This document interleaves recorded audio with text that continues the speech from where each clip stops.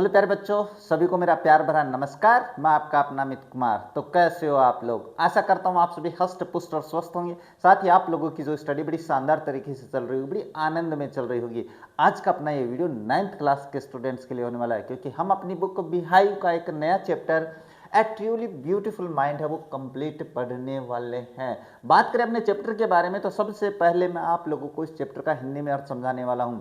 उसके बाद में बात करें अपने इस पैराग्राफ में क्वेश्चंस कैसे आएंगे, जैसे कि आपके एग्जाम में आते हैं। अभी तो अपनी राज्य स्तरीय एग्जाम होने लगी है, तो आपके बिल्कुल अपने राज्य स्तर से पेपर है वो तैयार होगा। तो आपको समझना जरूरी है कि उस जो अपने पैराग्राफ्स हैं उनमें से क्वेश्चंस कैसे आएंगे, उनके बारे में बात करने वाले हैं। उसके बाद में बात करें अपने चैप्टर के क्वेश्चंस के बारे में तो उनकी बात तो अपन करेंगे, उनके हल तो अपन करेंगे। साथ ही बात करेंगे अपने एडिशनल क्वेश्चंस के बारे में जिनके एग्जाम में आने की संभावना है वो 100% बनती है। तो आपको ये चैप्टर बिना स्किप किए हुए कंप्लीट देखना है ताकि आपको चैप्टर आसानी से समझ में आ सके। तो अपने इस चैप्टर को शुरू करें इससे पहले आप लोगों से एक बात कहना चाहेंगे, अगर आप हमारे चैनल पे आए हो, हमारे वीडियोस देख रहे हो, वीडियोस पसंद आ रहे हैं, हमारे चैनल को सब्सक्राइब कीजिए, वीडियो को लाइक कीजिए, शेयर कीजिए। साथ ही आप बेल आइकन को भी ऑन रखिए ताकि मेरे वीडियोज के नोटिफिकेशन सबसे पहले आप लोगों के पास पहुंचे। अब ज्यादा समय नहीं लेते, शुरू करते हैं आज का चैप्टर मैंने बता दिया है ट्रूली ब्यूटीफुल माइंड। सबसे पहले बात करें अपने इस चैप्टर के अर्थ के बारे में। देखो बड़ा ही शानदार चैप्टर है ये। ए ट्रूली ब्यूटीफुल माइंड का मतलब होता है जब आपकी अवस्था में था, अपने पास एक वैज्ञानिक थे आइंस्टाइन, जब वो आपकी अवस्था में थे तब से क्या कैसे रहते थे उनके बारे में अपन जान लेंगे भाई। और उनसे आपको सीखने की भी आवश्यकता है कि एक बच्चा जो होता है वो कैसे अपने दुनिया को अपने एक नए लेवल पे ले जाता है। एक आइंस्टाइन है वो दुनिया को नई लेवल पे लेके जाता है भाई। उसके बारे में सारी बात करने वाले हैं। सबसे पहले बात करें चैप्टर के हिंदी अर्थ के बारे में। ए का मतलब एक, ट्रूली मतलब सच्चा, ब्यूटीफुल मतलब सुंदर, और माइंड का मतलब दिमाग। एक सच्चा सुंदर दिमाग ये होता है। अब आप भी तो सच्चे हो कि नहीं?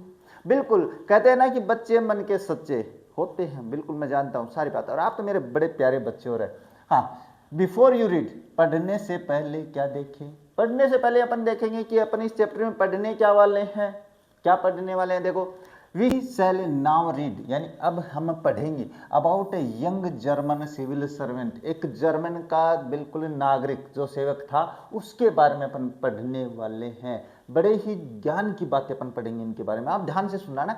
Who took the world by storm, जिसने कि दुनिया में तूफान मचा दिया था। किसने? उस व्यक्ति ने जिसकी मैंने बात करी, आइंस्टाइन ने। अबाउट 100 ईयर्स एगो, लगभग 100 साल पहले की बात है। आज की नहीं, 100 साल पहले की, जब ये चैप्टर लिखा गया था तब की बात है भाई। इन द समर ऑफ 1905, बात है 1905 की गर्मियों की, है ना। ध्यान से सुनना मेरी बात को। The 26 year old published in the quick succession four groundbreaking papers.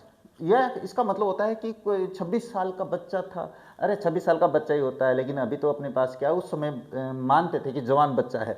उसने पब्लिश किया भाई, प्रकाशित किया है कि न्यूज़पेपर में या अखबारों में एक बड़ा ही शानदार लेख प्रकाशित करवाया, जिससे क्या होता है पूरा ग्राउंड हिल गया। यानी अपने ग्राउंड ब्रेकिंग का मतलब होता है जिसने धरातल को हिला दिया। ऐसी पेपर छापे भाई, उसने ऐसे लेख लिखे। किसके बारे में वो मैं बता देता हूँ। अबाउट लाइट, उसने प्रकाश के बारे में।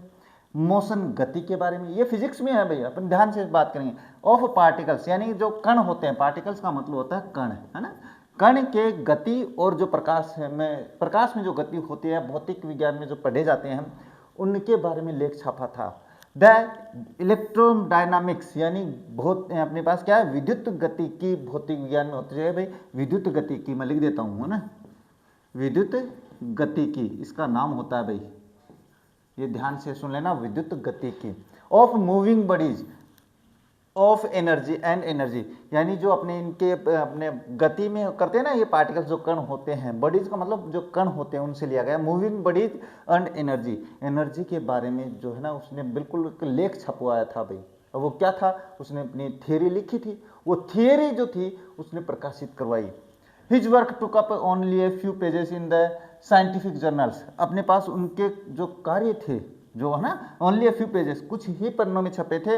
इन साइंटिफिक जर्नल्स, कुछ विज्ञान अपने पास से जो वैज्ञानिक जर्नल्स थे उनके कुछ ही पन्नों में छपे थे। बट चेंज्ड फॉर एवर, लेकिन हमेशा के लिए बदलाव आ जाता है भाई। ओवर अंडरस्टैंडिंग, हमारी समझ के अंदर बिल्कुल ही क्या हो जाता है, बदलाव आ जाता है। किसके बारे में? हमारी जो सोच है किसके बारे में बदल जाती है? स्पेस के बारे में बदल जाती है। अपने पास टाइम के बारे में बदल जाती है, एंड इंटायर कॉस्मोस, और पूरे ब्रह्मांड के बारे में अपनी क्या है राय, अपनी सोच समझ है, वो सारी कुछ बदल जाती है जब उसने अपना थियरी, अपना सिद्धांत पेश किया। एंड ट्रांसफॉर्म्ड द नेम, और इससे एक नाम बदल गया भाई, नाम बदल गया किसमें, आइंस्टाइन जो नाम था ना किसमें बदल गया, सिनोनिम यानी समानार्थक, वो समानार्थक हो गया भाई, किसके समानार्थक मैं बता देता हूँ, जीनियस यानी प्रतिभा से, यानी आइंस्टाइन का मतलब प्रतिभावान ये होता है। तो अपने आइंस्टाइन कौन थे, इनके बारे में डिटेल से अपन चर्चा करने वाले हैं। ध्यान से समझना ना, बड़ा आनंद आने वाला है, हर चीज़ आने वाली है कि एक जब बच्चा होता है तो उसके जीवन में क्या क्या घटनाएं होती है, वो सारी घटनाएं इसके साथ भी होती है। जैसे आपके जीवन में हो रहा है ना, वैसे इसके जीवन में भी होता है। अब देखो बात करते हैं, चैप्टर यहाँ से शुरू होता है। Albert Einstein was born on 14 March 1879 in the German city of Ulm, यानी कहने का मतलब है इनका जन्म 14 मार्च 1879 में जर्मन जो देश था उसके अल्म शहर में हुआ भाई। हाँ, विदाउट एनी इंडिकेशन, बिना किसी संकेत के, दैट ही वॉज डेस्टिन्ड, बिना किसी संकेत के बात करें तो उसका जो भाग्य था, डेस्टिन्ड का मतलब होता भाग्य बनाना, यानी उसका जो भाग्य था उसके बारे में बात करें, डेस्टिनी यहाँ पे वर्ब है। फॉर ग्रेटनेस, उसका भाग्य है वो बिल्कुल तैयार था कि अपने पास महानता के लिए हुआ भाई, यानी महानता उसके भाग्य में थी, ये होता है। ऑन द कॉन्ट्रेरी, इसके विपरीत, ऑन द कॉन्ट्रेरी का मतलब के विपरीत, के विपरीत बात करते देखो। हिज मदर, उसकी माँ सोचती थी भाई, thought Albert was a freak, यानी कहने का मतलब थोड़ा सा थोड़ा सा कहते हैं ना कम बोलने वाला बच्चा है ना, उसकी माँ तो ये सोचती थी कि वो बहुत ही कम बोलता है, डरने वाला बालक है ऐसे। To her his head seemed much too large, उसकी माँ को लगता था कि अपने आइंस्टाइन जो है उसका जो सर है वो थोड़ा बड़ा लग रहा था उसको। और अपने यहाँ पे एक मारवाड़ी में कहावत है, बोले कि पग बढ़े कपूत को और सिर बढ़े सपूत को, है ना, ध्यान से सुनिए मेरी बात आने। हाँ, अब यहाँ पे एट द एज ऑफ 2.5 अपनी बात करते हैं, जब वो 2 साल और 6 महीने का हो गया, इसका मतलब 2.5 साल का हो गया था। आइंस्टाइन स्टिल वाजंट टॉकिंग, 2.5 साल का बच्चा आइंस्टाइन बोल ही नहीं रहा था। सोच के देखो, अपने यहाँ 12 महीने के बच्चे को अपन सुना देते हैं, क्या सिखाते हैं, पा बोल, दा बोल, ना बोल, का बोल, है अपन तो सिखा देते हैं, चा बोल, ये सारा कुछ सिखा देते हैं, लेकिन ये 2.5 साल का वह तब तक बोल नहीं रहा था। सोचो आप क्या। व्हेन ही फाइनली, और जब उसने फाइनली अंत में डिड लर्न टू स्पीक, जब उसने बोलना सीखा, अंत में जब उसने बोलना सीखा, ही अटर्ड एवरीथिंग ट्वाइस, वो हर चीज 2 बार बोलता था। कैसे, मम्मी चाय लाओ, मम्मी चाय लाओ, हाँ खिलौना दो, खिलौना दो, ये ट्वाइस होता है, ट्वाइस का मतलब 2 बार होता है, हर चीज 2 बार रिपीट करता था। Einstein did not know what to do with other children, Einstein की एक और समस्या थी भाई, क्या थी, वो ये नहीं जानता था कि दूसरे बच्चों के साथ करना क्या है, उनके साथ खेलना है, उनके साथ भागना है, उसके साथ दौड़ना है, नहीं जानता था बेचारा। उसके बाद एंड हिज प्लेमेट्स, और उसके जो साथी थे ना खेलने वाले, प्लेमेट्स का मतलब जो साथ खेलते हैं, कॉल्ड हिम ब्रदर बोरिंग, ये नाम याद रखना भाई, क्वेश्चन आएगा। उसको ब्रदर बोरिंग कहते थे कि भाई बोरिंग करने वाला भाई, है ना, कहते हैं ना, अरे यार बोर बहुत करता है ये तो। So the youngster played by himself, इसलिए वो जो बच्चा था अपने पास, जवान बच्चा था, छोटा बच्चा था, वो अकेला ही खेलता था। मच ऑफ द टाइम, ज्यादातर समय अकेला ही खेलता था। अरे कोई बच्चा है जिसको आप खिला नहीं रहे हो, जिसके साथ आपको बोरियत महसूस होती है, जिसके साथ लगता है यार क्या लड़का है, क्या लड़के, नहीं खेलेंगे अपन इसके साथ, तो फिर वो बेचारा अकेला ही खेलेगा और कहाँ जाएगा वो। ऐसे ही स्पेशली लाउड मैकेनिकल टॉयज, हाँ आइंस्टाइन की खास बात थी भाई, वो यांत्रिकीय, अपने मैकेनिकल का मतलब होता है यांत्रिकीय। अभी यांत्रिकीय क्या होता है मैं बता देता हूँ। यांत्रिकीय खिलौने से बड़ा पसंद था, अपने वो करते हैं ना चाबी वाला खिलौना, छोड़ दिया भागा, वो होते हैं अपने रिमोट वाले जो खिलौने होते हैं, उनसे बड़ा खेलता था भाई वो। Looking at the new born sister, अब क्या हुआ कि जब उसकी छोटी बहन पैदा हुई, उसका नाम क्या था, माजा, जब उसकी छोटी बहन ने माजा पैदा हुई, he said to her said, उसको ये कहते हुए सुना गया, the fine but where are the wheels. अब जैसे ये कहने का मतलब, आपके यहाँ छोटी बहन पैदा होती है तो आप उसको देख के थोड़ी ना कहोगे मम्मी खिलौना तो बढ़िया है, ये का पहिया खटी है, ये थोड़ी कहूँगा आप। लेकिन इसने यही कहा, आइंस्टाइन ने क्या कहा, but where are the wheels, उसने अपनी बहन से, मम्मी से कहा मम्मी बढ़िया है, लेकिन इसके पहिए कहाँ पे है, होता ही नहीं होता। हाँ तो बताओ आप ऐसे थोड़ी ना कहोगे, उसने कहा। अब देखो इस पैराग्राफ में से ये क्वेश्चन है भैया आप लोगों के, इसमें से देखो क्वेश्चन करने का आसान तरीका समझा देता हूँ। When and where was Albert Einstein born, कब और कहाँ एल्बर्ट आइंस्टाइन पैदा हुए? तो देखो, Albert Einstein was born on 14 March 1879 in the German city of Ulm. यहाँ तक या तो आप ये कर दो, नहीं तो मैं वहाँ पे करवा देता हूँ, क्योंकि आप लोग तो करोगे नहीं तो मुझे ही करवाना पड़ेगा। कोई बात नहीं, मैं करवा देता हूँ। तो यहाँ से देखो, यहाँ से लिखो उत्तर, है ना, पर्सन में से उत्तर निकालना सीखो। तो एल्बर्ट और उसके बाद में आइंस्टाइन बोर्न। अब कहाँ कब पैदा हुए, पहले ये पूछा ना व्हेन, तो पहले अपन डेट ही लिखेंगे। डेट क्या है, ये देखो 14 मार्च 1879, तो अपन लिखेंगे born on 14 March 1879 in the city in German city of अल्म।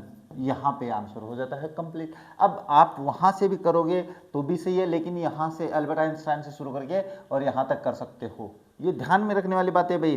लेकिन प्रश्न में से उत्तर निकालो, बढ़िया बात है। What did Albert's mother think, Albert की माँ क्या सोचती थी? अभी आया था, उसने ये सोचा था कि वो फ्रीक है। His mother thought Albert was a freak, ये सोचा करते थे। तो आप यहाँ से भी आंसर शुरू कर सकते हो, कोई गलत नहीं है, लेकिन करो तो सही कम से कम आप लोग, है ना, लेकिन करते नहीं हो, ये आप लोगों की गलती है। तो यहाँ से कोई बात नहीं, हिज मदर। तो अपन देखो पर्सन में से उत्तर निकालेंगे, पहले पर्सन में से उत्तर निकालेंगे तो अल्बर्ट्स मदर यहाँ से करेंगे भाई। देखो मैं एक की लाइन लिखूंगा, आप थोड़ा सा ध्यान से समझना। अब ध्यान से नहीं समझोगे तो दिक्कत हो जाएगी, क्योंकि 10th में आपके बड़ी काम आने वाली चीज है ये। अल्बर्ट्स मदर, पर्सन में से उत्तर। अब ये देखो यहाँ पे डिड है, तो इसकी सेकंड फॉर्म बना देंगे थॉट। थॉट ये लिख दिया। अब क्या सोचती थी, अब देखो क्या सोचती थी। Thought Albert was a freak, तो यहाँ पे अपन क्या करेंगे, दैट कंजक्शन लगाएंगे अपन। यहाँ पे क्या सोचती थी वो, तो दैट। अब यहाँ पे आप तो वो लाइन करोगे डायरेक्ट, मैं यहाँ पे ही का प्रयोग करूंगा, ही वॉज ए फ्रीक, ये लिखना होता है आंसर। लेकिन आप वहां से भी करोगे तो कोई बात नहीं है, लेकिन पर्सन से उत्तर इसी तरीके से निकालते हैं। अब आप कहोगे सर यहाँ पे ही क्यों लिखा, एल्बर्ट क्यों नहीं लिखा? तो एल्बर्ट के बारे में तो अपन ने बात पहले ही कर ली है ना। जब अपने पास किसी नाउन के बारे में पहले बात हो जाती है, दोबारा नहीं करते हैं, उसके स्थान पे प्रोनाउन लिखते हैं।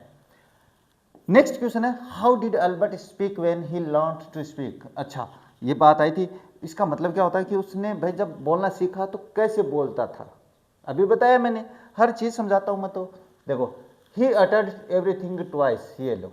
और अब उसमें से देखो अपन पर्सन में से उत्तर निकालेंगे। अल्बर्ट, यहाँ से ये दोनों तो छोड़ेंगे, क्योंकि WH वर्ड और हेल्पिंग वर्ब हमेशा छोड़ी जाती है अपने पास उत्तर में। तो यहाँ से शुरू करते हैं। देखो अल्बर्ट लिख दिया, अल्बर्ट स्पोक। अब अपने पास क्या है, देखो स्पोक। अब या तो अपने पास वो लाइन पहले लिख दो, या इसको अपन बाद में लिखेंगे, स्पोक एवरीथिंग ट्वाइस।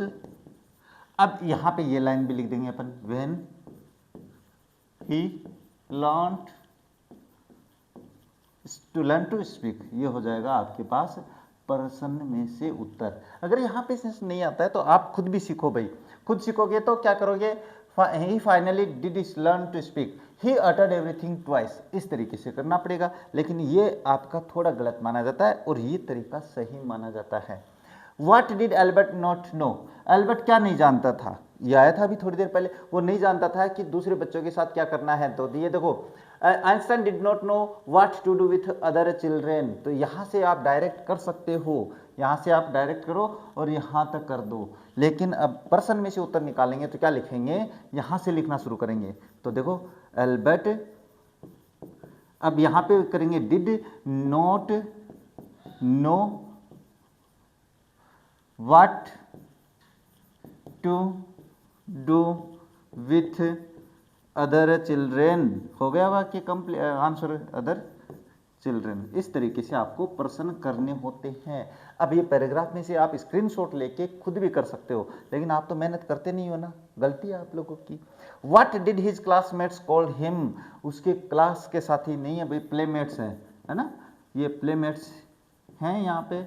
उसके प्लेमेट्स उसे क्या बुलाते थे, ये देखो क्या कहते थे, ये दो playmates called him brother boring. तो आप ये नाम भी लिख दोगे तो सही माना जाएगा, तो आपको यही लिखना है यहाँ पे, केवल ब्रदर बोरिंग ये लिख दोगे तो भी सही है, और अगर आप मैं बता रहा हूँ उस तरीके से करोगे तो भी सही है। देखो हिज क्लासमेट्स कॉल्ड हिम या his playmates called him brother boring, बस ये करना है। इस तरीके से आपका पहला पैराग्राफ कंप्लीट हो जाता है। इसका पहले स्क्रीनशॉट ले लो आप लोग, इसके बाद में देखो बात करते हैं। नेक्स्ट पैराग्राफ है आपके पास, यहाँ से शुरू हो रहा है, इसको देखते हैं। देखो अपने पास इस पैराग्राफ में भी बड़ी ज्ञान की बात छुपी है, देखना समझना आप लोग। Next, a headmaster once told his father that, एक बार आइंस्टाइन के हेडमास्टर ने उसके फादर से कहा, भाई क्या कहा, दैट व्हाट आइंस्टाइन चोज, कि आइंस्टाइन जो भी चुने एज ए प्रोफेशन, प्रोफेशन के लिए यानी अपने व्यवसाय में कुछ भी चुने, वुडंट मैटर, इससे कोई फर्क नहीं पड़ता है। हेडमास्टर ने कही भाई बात, because he will never make a success at anything, उसने कहा ये कभी जिंदगी में सफल नहीं होगा। अब टीचर ने ये बात कही तो बड़ा धक्का लगता है, माँ बाप को भी लगता है, लेकिन इस समय में जो माँ बाप है वो बड़ा अपने पास अहम भूमिका निभाते हैं। अपने एक वैज्ञानिक हुए हैं एडिसन, आपको नहीं याद है तो मैं बता देता हूँ। जब वो छोटे बच्चे थे तो जिस स्कूल में जाते थे उस स्कूल के टीचर ने उसकी माँ को बुलाया, भाई वैज्ञानिक एडिसन की माँ को अपने विद्यालय में बुलाया और उसको चिट्ठी लिखकर कहा कि आपका बच्चा इतना कमज़ोर है कि हम इसे नहीं पढ़ा सकते हैं, आप अपने बच्चे को कहीं और पढ़ाएं। वो चिट्ठी लेकर अपने बच्चे को लेकर घर आ गई। घर आने के बाद एडिसन ने अपनी माँ से पूछा भाई कि माँ क्या हुआ माँ, तो माँ ने एक बढ़िया जवाब दिया। माँ ने कहा बेटा आप इतने होशियार हो, आपकी टीचर ने कहा है कि आप इतने होशियार हो कि आपको वो टीचर पढ़ा ही नहीं सकते, इतने होशियार हो, तो हम आपको नए विद्यालय में पढ़ाएंगे। अब इस कहानी को, इस घटना को कई वर्षों बीत गए, अपने वो एडिसन है वो महान वैज्ञानिक बन गए। उसके बाद में उसकी माँ है वो एक्सपायर हो जाती है, ख़त्म हो जाती है। उसके बाद में अपनी माँ के बॉक्स से वही चिट्ठी मिली जो कि उसके टीचर ने उसकी माँ को दी थी। जब अपने एडिसन ने वो चिट्ठी पढ़ी तो उसको बड़ा ऐसे आश्चर्य हुआ। तब वो कहते हैं कि एक जो माँ होती है वो अपने बच्चे को कहीं से भी कहीं पहुंचा सकती है, इसलिए अपने पास पॉजिटिविटी होना जरूरी है जीवन में। याद रखना ये बात मेरी, ये कहानी क्या है, हर घर में कहानी मिलती है। अभी यही भी यहाँ पर भी यही होने वाला है। अब आगे पढ़ते देखो, Einstein began learning to play the violin at the age of 6। अब आइंस्टाइन ने क्या किया भाई, अपने 6 वर्ष की उम्र में वायलिन बजाना शुरू कर दिया। वो कहते हैं ना वो बिल्कुल वो वायलिन। इसके बाद में because his mother wanted him to, क्यों, क्योंकि उसकी माँ चाहती थी कि वो वायलिन बजाना सीखे, माँ चाहती है। हाँ, he later become a gifted amateur violinist, और वो बाद में एक बहुत ही फेमस बढ़िया वायलिनिस्ट बना, बढ़िया बजाने वाला। Maintaining this skill through her life, उसने ये सारा जो गुण था ना, मेंटेनिंग दिस स्किल, इस कौशल को अपने संपूर्ण जीवन में बनाए रखा, यानी हमेशा वो अपने वायलिनिस्ट है वो याद रखा भाई, उसको बजाना भूला नहीं था। But Albert Einstein was not a bad pupil, लेकिन एल्बर्ट आइंस्टाइन एक बुरा शिष्य भी नहीं था, है ना। जैसे कि उसके हेडमास्टर ने कहा, he went to high school in Munich नामक शहर में अपने उच्च विद्यालय में गया भाई, सीनियर विद्यालय में। Where Einstein's family had moved when he was 15 month old, जहां पर उसके माता पिता जब वो 15 महीने का था वहां पर चले गए थे बसने के लिए। And scored good marks in almost every subject, उसने प्रत्येक विषय में अच्छे नंबर हासिल किए। आइंस्टाइन हेटेड द स्कूल से रेजिमेंटेशन, आइंस्टाइन है वो जो अपने पास रेजिमेंटेशन का मतलब अनुशासन, यानी जिसको अपन कहते हैं लगाम से अनुशासन करवाना, उसके विरोधी थे भाई, वो उसके पक्ष में नहीं थे। And often clashed with his teachers, और हमेशा झगड़ा, क्लेस्ट का मतलब होता है झगड़ा वगैरह हो जाना, उनसे ऐसे तू मैं करके बात हो जाना, क्लेस्ड विथ टीचर्स, इसलिए हर बार लगभग प्राय क्या हो जाता था, टीचर से झगड़ा होता था। एट द एज ऑफ 15, जब वो 15 वर्ष का हुआ, आइंस्टाइन फेल्ट सो स्टिफल्ड, वो इतना अपने पास महसूस करने लगे, बुरा महसूस करने लगे, he that he left the school for good, इसलिए उसने अच्छे के लिए अपना विद्यालय छोड़ दिया कि अच्छा होगा हम विद्यालय छोड़ देते हैं। 15 वर्ष की उम्र की बात है ये। तो आगे बात करें तो आगे आपके पास है द प्रीवियस ईयर, यानी पिछले साल Albert's parents had move to Milan. अब इससे पीछे की अपनी घटना बताएं तो इससे पिछले साल एल्बर्ट के माता पिता वो मिलान मूव कर गए थे रहने के लिए वहाँ पे। And left their son with relatives, और अपने बेटे को अपने रिश्तेदारों के यहाँ, जैसे दादी है, नानी है, मम्मी बुआ है, इनके साथ, अंकल के साथ छोड़ दिया भाई। आफ्टर प्रोलॉन्ग्ड डिस्कशन, एक लंबे डिस्कशन, प्रोलॉन्ग का मतलब होता है लंबा, एक गहरा, काफी समय तक डिस्कशन के बाद Einstein got his wish to continue his education in German speaking Switzerland. उसने निश्चय किया कि जर्मन स्पीकिंग स्विट्जरलैंड में वो क्या करेगा, अपने पास वापस स्टडी है, वो एजुकेशन है, शिक्षा शुरू करेगा। In a city which was more liberal than Munich, जो कि मुनीच ज़्यादा लिबरल, आज़ादी देने वाला शहर था भाई, यानी कौन सा, जर्मन स्पीकिंग स्विट्जरलैंड की बात है। Einstein was highly gifted in the mathematics, गणित में बड़ा ही टैलेंटेड, गिफ्टेड का मतलब होता है टैलेंटेड जिसको अपन कहते हैं, एंड इंटरेस्टेड इन फिजिक्स, और उसकी फिजिक्स में बड़ी रुचि थी। फिजिक्स यानी भौतिक विज्ञान, क्या होता है भाई, भौतिक विज्ञान। जब आप 12th में हो जाओगे, 11th में हो जाओगे, तो 11th में तब आपको होशियार रहोगे, तो आपको रुचि जिसमें रहेगी, भौतिक विज्ञान होता है, इसमें उसकी रुचि थी भाई। एंड आफ्टर फिनिशिंग स्कूल, और जब उसकी स्कूल पूरी हो गई, he decided to study at the university in Zurich, निश्चय किया कि वो जूरिच विश्वविद्यालय में अपना अध्ययन करेगा, उसमें एडमिशन लेगा। But science wasn't the only thing that appealed to the dashing young man with the walrus moustache, लेकिन विज्ञान ही एक ऐसा क्षेत्र नहीं था जिसमें आपके पास वो जो वालरस मस्टेस का मतलब शानदार मूंछ वाला व्यक्ति है ना, उसके लिए विज्ञान ही एक ऐसी चीज नहीं थी। क्या thing that appealed to the dashing young man, विज्ञान के अलावा भी और चीजें थी जिसमें वो रुचि लेना चाहता था। देखो बात करते हैं आगे। He also felt A special interest in A fellow student, उसके एक साथी थी, साथी में बड़ा इंटरेस्ट था उसका, क्यों था वो बातें करेंगे अपने पास। मिलेवा मेरिक, उसका नाम था मिलेवा मेरिक, उसकी एक लड़की साथ पढ़ती थी भाई, उसमें बड़ी इंटरेस्ट आ गया, यानी करने का मतलब दोनों का जो दिल है, जो मन है, वो आपस में मिलने लगा भाई, दोनों के विचार मिलने लगे।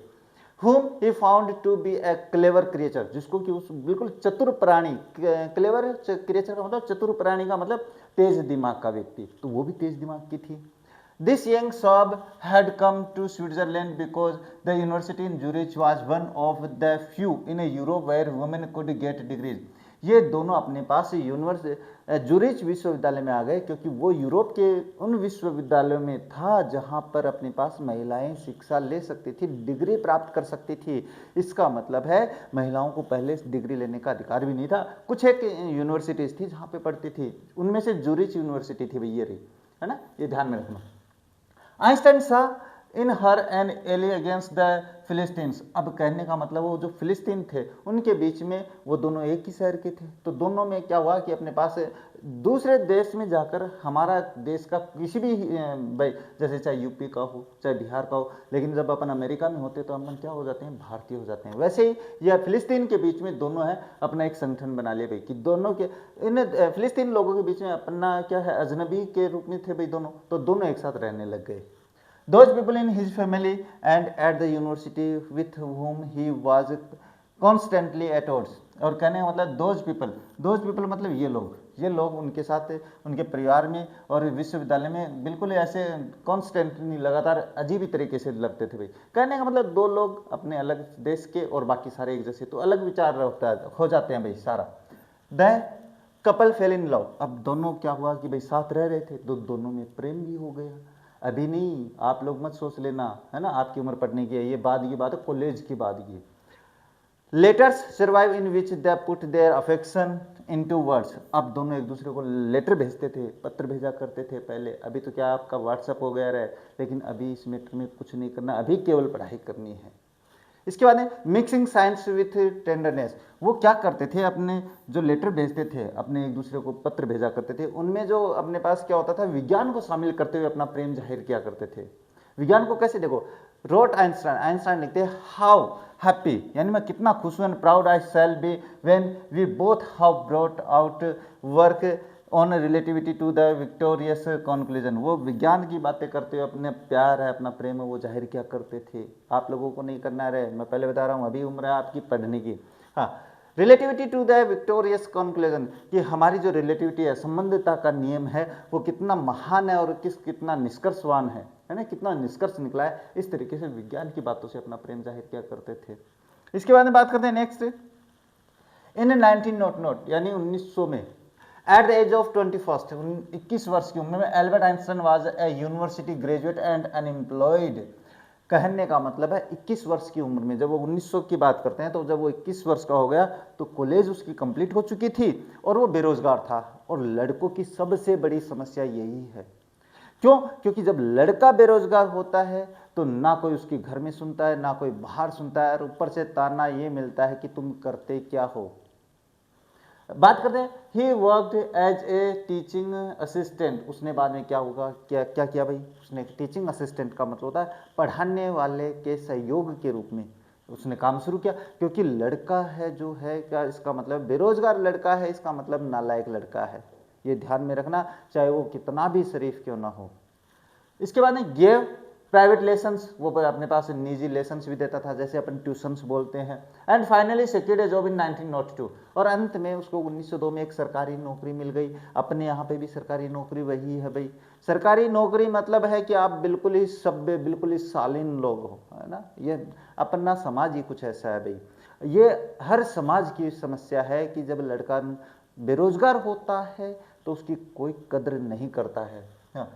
As a technical expert in the patent office in Bern में एक पेटेंट ऑफिस थी भाई, उसमें उसने क्या किया, टेक्नीशियन के रूप में अपनी जॉब हासिल कर ली, इससे नौकरी मिल गई।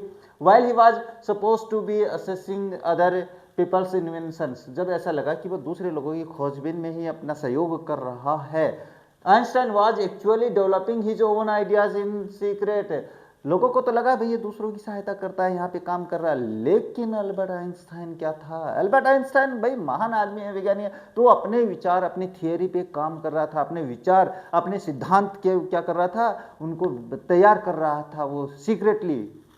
His is said to have jokingly called his desk driver at the work the Bureau of the Theoretical Physics। उसको उस मजाक बनाते हुए उसको कहा करते थे कि वो तो डेस्क ड्राइवर है जो कि अपने पास टेबल पे बैठा रहता है, और ब्यूरो ऑफ थेरेटिकल फिजिक्स यानी सैद्धांतिक भौतिक के ब्यूरो मानते थे उसको। ऐसे लोग मजाक बनाते हैं, लोगों को क्या है रे, लोगों की एक सबसे बड़ी समस्या है, क्या है, लोगों का है एक ही रोग, क्या कहेंगे लोग, ये समस्या है भाई अपने पास। तो अपने ऐसी समस्याओं से दूर रहना है, अपना काम करना है ईमानदारी से। One of the famous paper of 1905 was Einstein's special theory of relativity, यानी कहने का मतलब जो वो उन्होंने अपने सिद्धांत लिखे थे, है ना, तो 1905 में एक लेख छापा था, वो किसके बारे में था, आइंस्टाइन्स स्पेशल विशेष थियरी ऑफ रिलेटिविटी, संबंधवाद का सिद्धांत था भाई।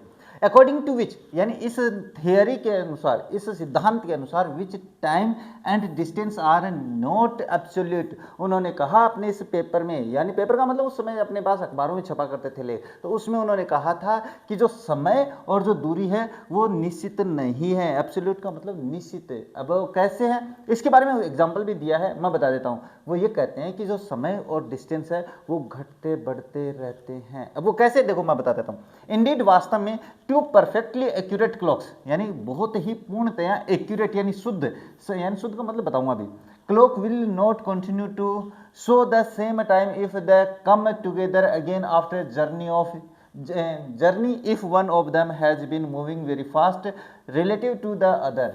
यानी कहने का मतलब आइंस्टाइन ने बिल्कुल ऐसा सिद्धांतिक अपने सिद्धांत पेश किए भाई, ये दो घड़ी है, इनमें 6 बजे हुए हैं, ये हो गया, ये इधर गई घूमने के लिए, ये इधर गई घूमने के लिए, का मतलब होता है कि अपने पास एक आदमी इस घड़ी को पहन के इस देश के इस कोने में और एक इस कोने में, और जब वो लंबे समय बाद आते हैं तो उनकी जो घड़ी का समय होता है वो सेम नहीं रहता है।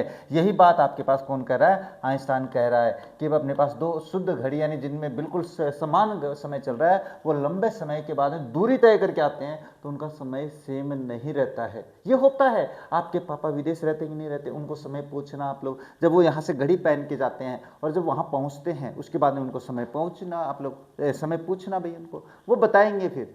तो वो चेंज क्यों हो जाता है, वो इन्हीं के कारण हो जाता है। तो इन्होंने जो सिद्धांत दिया था वो सही साबित हुआ। अब देखो बाद में, फ्रॉम दिस, इससे follow the world's most famous formula which describes the relationship between mass and energy, E बराबर mc स्क्वायर। और इसी सिद्धांत पे आधारित है आपका सबसे बड़ा जो अपने पास क्या फार्मूला जो फिजिक्स का है वो है E बराबर mc स्क्वायर। ये आपके पास फिजिक्स का नियम है भाई, एनर्जी बराबर mc स्क्वायर होता है, ये फिजिक्स में पढ़ने वाला नियम है भाई।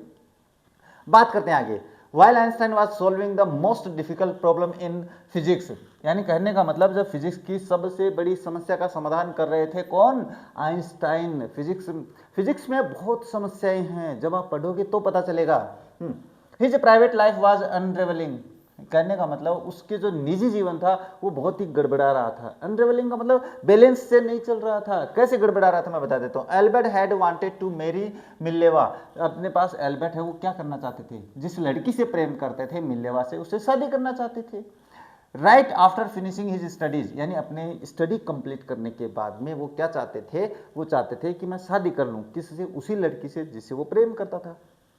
But his mother was against it, लेकिन उसकी माँ जो थी वो समझदार थी, वो शादी के खिलाफ थी। सी थॉट मिलेवा, वो सोचती थी मिलेवा के बारे में, who was 3 years older than हर सन। सबसे पहली समस्या थी वो 3 साल बड़ी थी आइंस्टाइन से, उसके बेटे से, ये उसकी माँ सोचती थी। Was too old for him, वो ये सोचती थी कि उसकी जो होने वाली बहू है, यानी वो जो लड़की है वो उसके बेटे से 3 साल बड़ी है, और वो बहुत बड़ी है भाई। लड़की अपने यहाँ पे क्या होता है, अपना जो संसार है वो लड़की को छोटा देखता है। She was also bothered by Mileva's intelligence, दूसरी समस्या ये थी कि लड़की जो थी वो बहुत ही बुद्धिमान थी आइंस्टाइन की तरह। अब दो बुद्धिमान लड़के एक साथ नहीं रह सकते भाई, एक लड़का और एक लड़की दोनों बुद्धिमान है तो साथ जीवन नहीं जी सकते हैं। इसका वैलिड कारण बताऊंगा, ध्यान से सुनना। She is a book like you, his mother said, उसकी माँ ने कहा कि वो तुम्हारी तरह किताब है, किताबी कीड़ा है वो। Einstein put the wedding of, इसलिए आइंस्टाइन भाई माँ के खिलाफ थोड़ी जा सकता था, तो उसने अपनी शादी है वो ऑफ कर दी, उसको एक बार स्थगित कर दिया, भाई शादी नहीं करेंगे। अंत में the pair finally married in January 1903, उन्होंने शादी कब की, 1903 में शादी कर ली। बीच में दूसरी कहानी भी आ रही है भाई, ध्यान से समझ लेना मेरी बात को, आपको होगी सर ये पैराग्राफ बाद में कैसे। एंड हैड 2 sons, और उनके 2 बेटे हुए भाई, क्या उनकी शादी के बाद 2 बेटे हो गए। But a few years later, लेकिन कुछ ही सालों में, जैसा कि माँ जानती थी, द मैरिज फेल्टेड, जो शादी थी वो गड़बड़ा गई। फेल्टेड का मतलब टूट जाना, गड़बड़ा जाना होता है। Mileva meanwhile was lodging her intellectual ambition and becoming an unhappy housewife. Mileva है वो ये सोच रही थी कि वो एक गृहिणी बनकर अपनी बुद्धिमत्ता को खो रही थी। ये दिमाग में आ गया भाई, मैंने बताया ना कि जो इंटेलेक्चुअल होते हैं, जो बौद्धिक लोग होते हैं, वो यही समस्या आती है उनकी।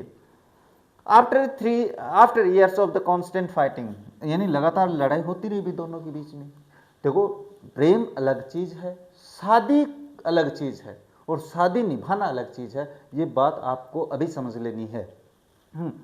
द कपल फाइनली डिवोर्स्ड इन 1919, 1903 में उन्होंने शादी की और 1919 में उनका डिवोर्स हो जाता है, तलाक हो जाता है। Einstein married his cousin Elsa the same year, उसी साल 1919 में आइंस्टाइन ने अपनी कजिन एल्सा से शादी कर ली। अपने यहाँ पे नहीं है ऐसा रिवाज, जैसे क्रिश्चियन है, मुस्लिम है, वहाँ पे कजिन से शादी हो सकती है भाई, है ना, तो अपने यहाँ पे नहीं है। अपना हिंदू धर्म बड़ा ही पवित्र धर्म है, ऐसा नहीं है।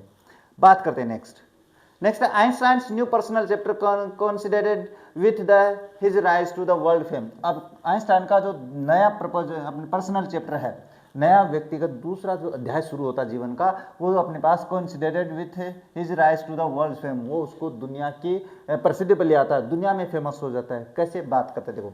इन 1915 में he had published his journal theory of relativity, 1915 में उसने अपना सिद्धांत संबंधवाद का जो सिद्धांत था उसको पेश किया भाई, प्रकाशित किया। Which provided a new interpretation of gravity, जिसने अपने पास गुरुत्वाकर्षण के, ये क्या होता है भाई, गुरुत्वाकर्षण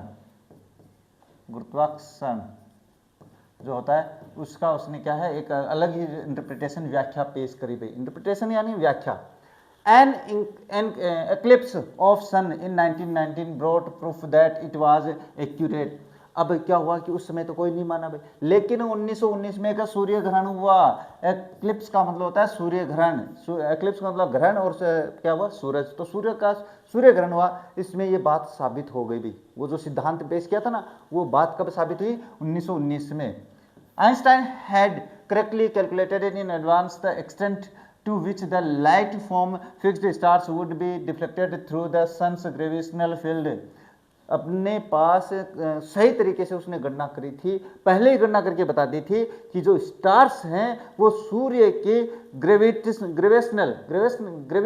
का मतलब होता है गुरुत्वाकर्षण जो बल होता है उससे प्रभावित होते हैं, बिल्कुल होते हैं। अब देखो हमारे पास क्या है, हम ये सोचते हैं कि ये सूरज है यहाँ पे, है ना, अपना सिद्धांत है, और ये अपने पास मोस्टली यही पढ़ते हैं अपने, क्या हुआ, ये अपने पास ग्रह हैं यहाँ पे, है ना, बुध शुक्र पृथ्वी मंगल बृहस्पति शनि, ये सारे ग्रह हैं।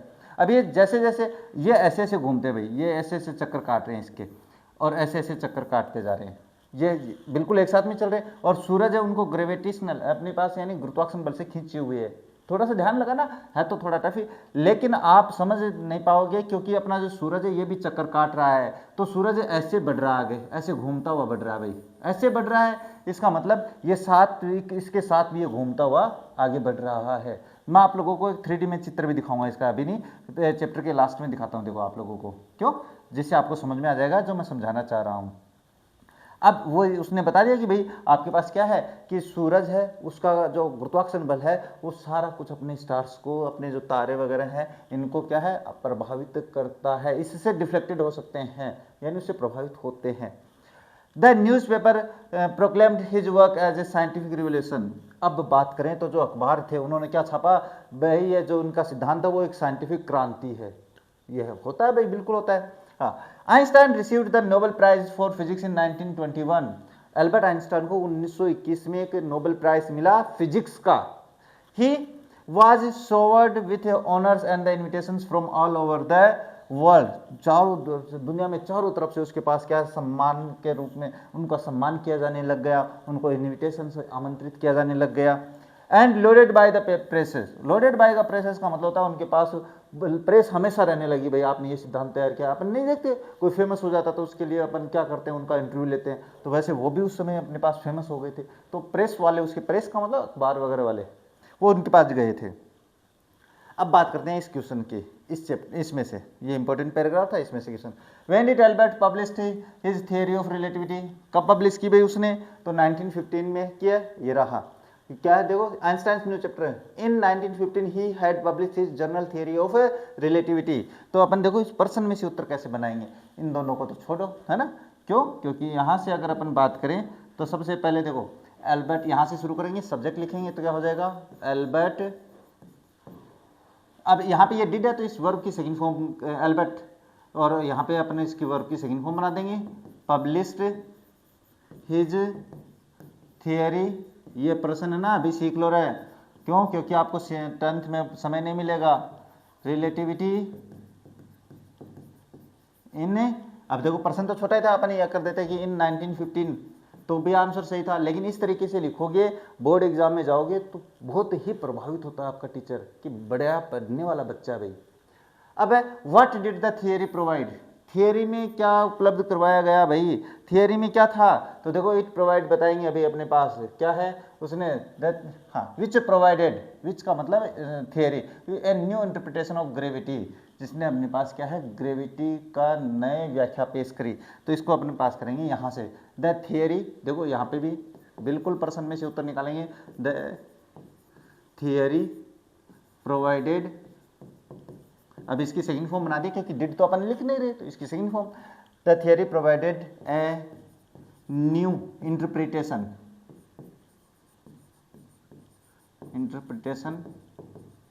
Of relativity of gravity. उसने गुरुत्वाकर्षण का एक नया व्याख्या है वो दिया था, सिद्धांत ने बताया था भाई। What had Albert calculated correctly?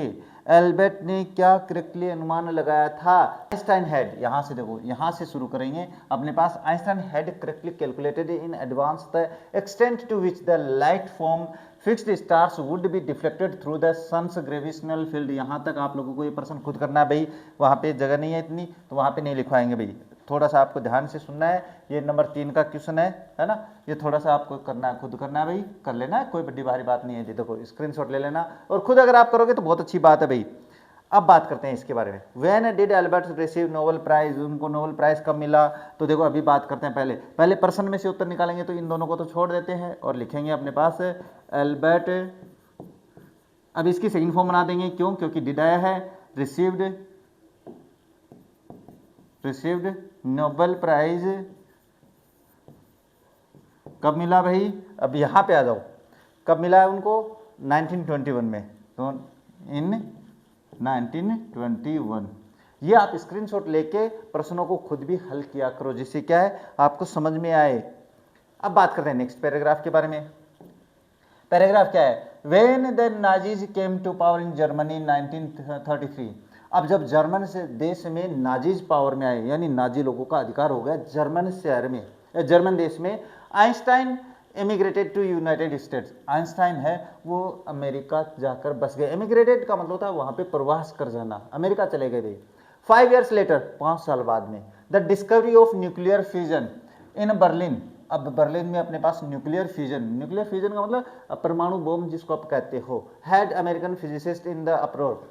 अब बर्लिन में जब अपने पास न्यूक्लियर पावर का आविष्कार हो गया तो अमेरिकी जो भौतिक वैज्ञानिक थे वो बहुत ही घबरा गए। अप्रोर का मतलब होता हलचल मच गई भाई कि वहाँ पे अपने पास परमाणु बम आ गया। अरे पड़ोसी से आपकी दुश्मनी है और पड़ोसी के पास अपने पास बढ़िया वाला हथियार आ जाए, आपके मन में गड़बड़ आएगी कि नहीं, आप डगमगाओगे कि नहीं। बिल्कुल वैसा ही हुआ इनके साथ। Many of them had fled from fascism, और उनमें से कई जो फासिज्म थे उनसे भाग गए। फासिज्म का मतलब ये जो इनके खिलाफ थे, ये जर्मनी के खिलाफ जो थे फासिज्म, ये होता है भाई। जस्ट एज आइंस्टाइन हैड, जैसा कि आइंस्टाइन ने किया था भाई, वो भी तो भाग गए थे ना वहाँ से। And now they were afraid the Nazis could build and use N atomic bomb. उन्होंने ये सोचा कि जो नाजी लोग थे वो इसका आविष्कार करेंगे और इसका प्रयोग कर सकते हैं भाई। उस समय अपने पास, मैं आप लोगों को बताऊंगा भाई, ये इतना खतरनाक था, पूरे शहर को तहस नहस कर सकता था। देखो अभी आएगा इसमें। At the urging of the colleague, अपने कुलीग का मतलब था साथी, अपने साथियों से चर्चा करने के बाद में देखो, Einstein wrote a letter to the American president, उसने अमेरिका के राष्ट्रपति को लेटर लिखा। फ्रैंकलिन डी रूजवेल्ट, कौन थे राष्ट्रपति? फ्रैंकलिन डी रूजवेल्ट, ऑन 2 अगस्त 1939, यानी 2 अगस्त 1939 को उन्होंने लेटर लिखा। इन विच ही वांट, जिसमें उसने चेतावनी दी थी, a single bomb of this type, यानी इस प्रकार का न्यूक्लियर पावर वाला एक प्रकार का बॉम्ब एक्सप्लोडेड इन एयरपोर्ट क्या है, exploded in a port might very well destroy the whole port together with some of the surrounding territory. उसने चेतावनी दी इस तरीके का एक जो बम है वो पूरे बंदरगाह को, उसके आसपास के शहर के साथ तहस नहस कर सकता है। His words did not fail to have an effect, उसके शब्द असफल नहीं हुए भाई उस पर प्रभाव डालने में। इसका मतलब वो उस शब्दों को तुरंत हमने समझ जाता है क्या कहना चाहता है।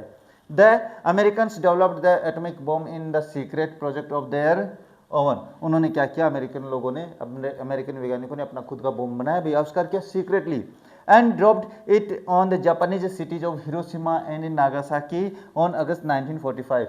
और उन्होंने अपना ये बम बनाकर कहाँ डाले भाई, हिरोशिमा और नागासाकी पे अगस्त 1945। अगर डेट की बात करें तो 6 और 9 अगस्त, 6 अगस्त को हिरोशिमा पे और 9 अगस्त को नागासाकी 1945 में उन्होंने उस पर बम है वो अपने क्या है ब्लास्ट कर दिया वहाँ पे।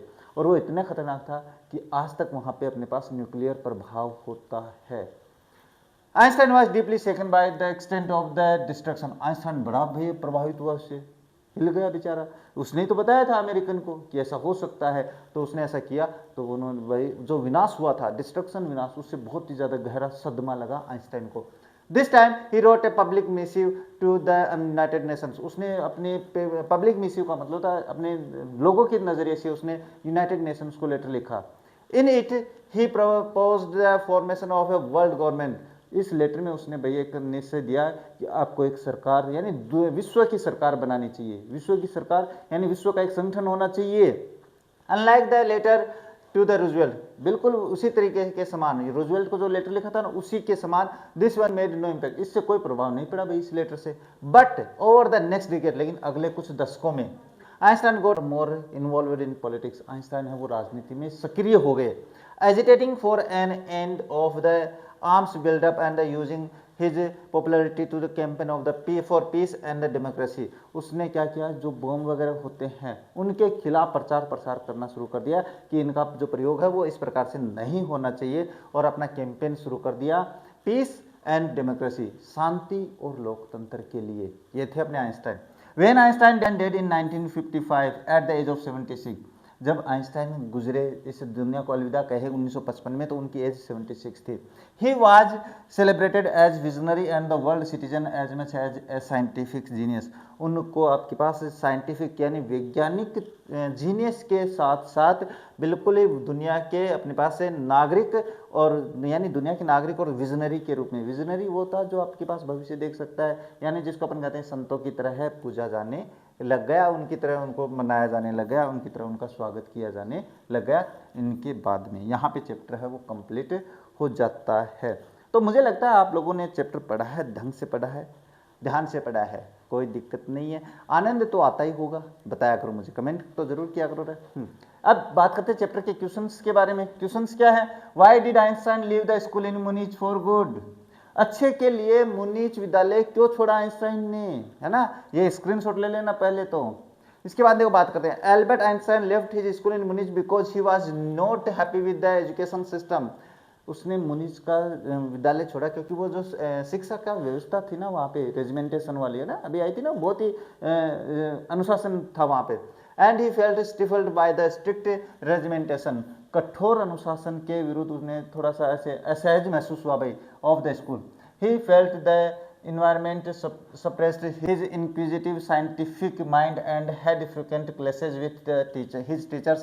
He felt suffocated and had to leave the school. यानी कहने का मतलब है, सीधा सा बात है कि उसका जो वैज्ञानिक जो दिमाग चल रहा था वो अपने पास प्रभावित हो रहा था, उसको दबाया जा रहा था। इस कारण से उसका जो फ्रिक्वेंट लड़ाई भी हुआ करती थी, टीचर से क्लेश हुआ करता था, इसलिए अच्छे के लिए उसे स्कूल छोड़ना पड़ा। नेक्स्ट है, why did Einstein want to study in Switzerland rather than in the Munich? Munich के बजाय स्विट्जरलैंड में अध्ययन क्यों करना चाहते थे, पढ़ाई? Einstein wanted to study in Switzerland rather than in Munich because it was a more liberal city. क्योंकि एक बहुत ही स्वतंत्र शहर था, यहाँ पे सभी को स्वतंत्रता थी, इसीलिए। बात करते देखो next. Why did Einstein see in Mileva and Elle? ये मिलेवा में अपना साथी क्यों ढूंढता है भाई?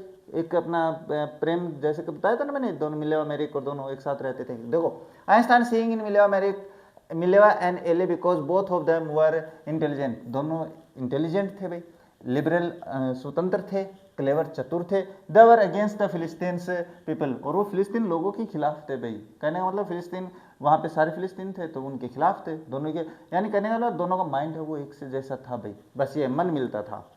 स्क्रीनशॉट ले लेना रहे इसका। नेक्स्ट है, what did Einstein call his desk driver at the patent of office? Why? यानी आइंस्टाइन वो अपने डेस्क ड्राइवर को क्या कहता था पेटेंट के रूप में, और क्यों? Einstein called his desk driver at the patent office the bureau of theoretical physics. यानी वो उसे अपने पास ब्यूरो ऑफ थ्योरेटिकल के नाम से जानता था, कहता था। This was because the driver was where he use to store his secretly developed ideas. क्योंकि उस ड्राइवर में वो आपके पास क्या रखता था, अपने जो सीक्रेट जो थ्योरी लिख रहा था वो वहीं पे रखता था, इसलिए वो उसको कहता था। बात करते हैं next. Why did Einstein write a letter to the Franklin Roosevelt? उसने लेटर क्यों लिखा भाई फ्रैंकलिन रूजवेल्ट को? देखो याद आई है कि अभी पढ़ के आए हैं।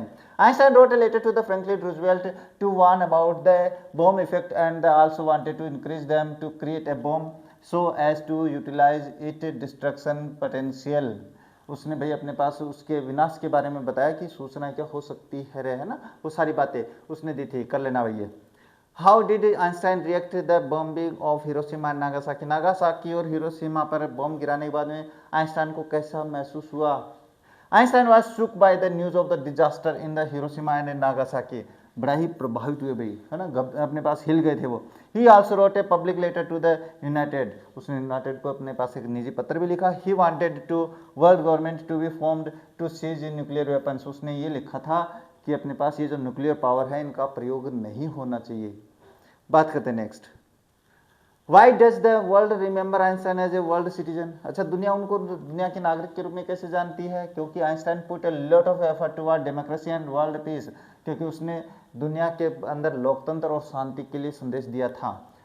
अलोंग साइड, इसके अतिरिक्त बीइंग अ ग्रेट साइंटिस्ट, इसके अलावा एक वैज्ञानिक थे। ही also fought against the use of arms, और वो हथियारों के खिलाफ भी जंग लड़े थे कि भाई कोई हथियारों का प्रयोग ना करे।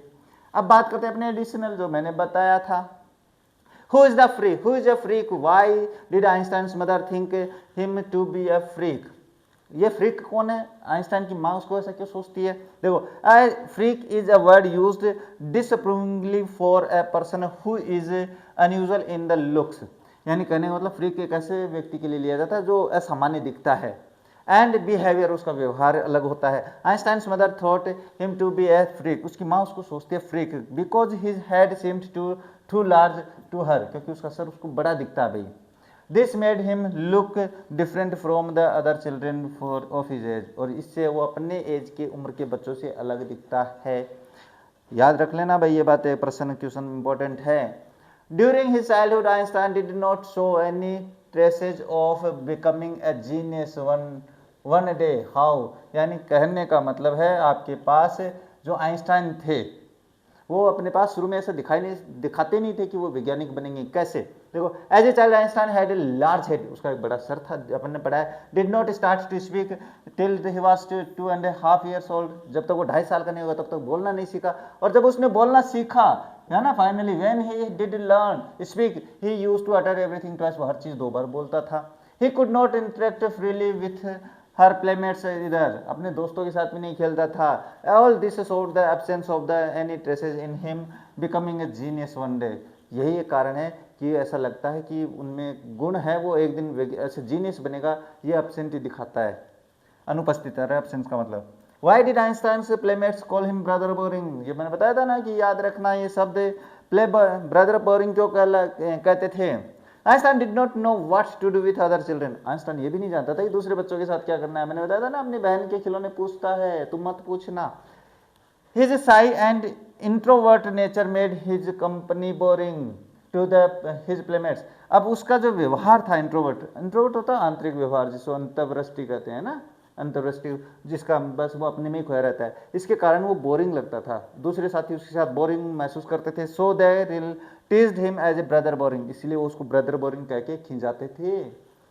And did not include him in their games, और वो अपने गेम्स में इसको सम्मिलित भी नहीं करते थे। Therefore he played all alone when he was a child, इसलिए वो जब बच्चा था तो अकेला ही खेलता था। अभी 2 प्रश्न और है शायद, इसके बाद नहीं, प्रश्न और भी है भाई, चलो कोई नहीं। हाँ, why did Einstein try to look for wheels on the body of the newly born sister, बताया था ना कि अपनी नई जन्मी बहन, जो बहन थी छोटी, माजा था नाम उसका, उसके पहिए क्यों खोजता है, क्योंकि देखो Einstein was much too interested in mechanical toys, ज़्यादा यांत्रिकी खिलौनों से खेलता था। एंड हैड साइंटिफिक इंडिकेशंस और इंक्लाइनेशन है भाई, और उसके अंदर वैज्ञानिक इंक्लाइनेशंस थे, कुछ अपने पास कहते गुण। When his sister was born, जब उसकी सिस्टर पैदा हुई, thought her to be a new toy, उसने सोचा नया खिलौना है। That is why he tried to search for wheel on her body, इसलिए वो उसके पहिए खोज रहा था उसके शरीर पे। When and for what did Einstein gain international fame, हाँ किसके लिए और कब अंतर्राष्ट्रीय स्तर पे अपने उसकी प्रसिद्धि हुई। देखो, आइंस्टाइन गेन इंटरनेशनल फेम, अंतर्राष्ट्रीय प्रसिद्धि मिली जब his paper on general theory of relativity, जब उसने ये पेपर तैयार की थी, सिद्धांत theory, was found to be accurate in 1919, जब 1919 में सच साबित हुआ।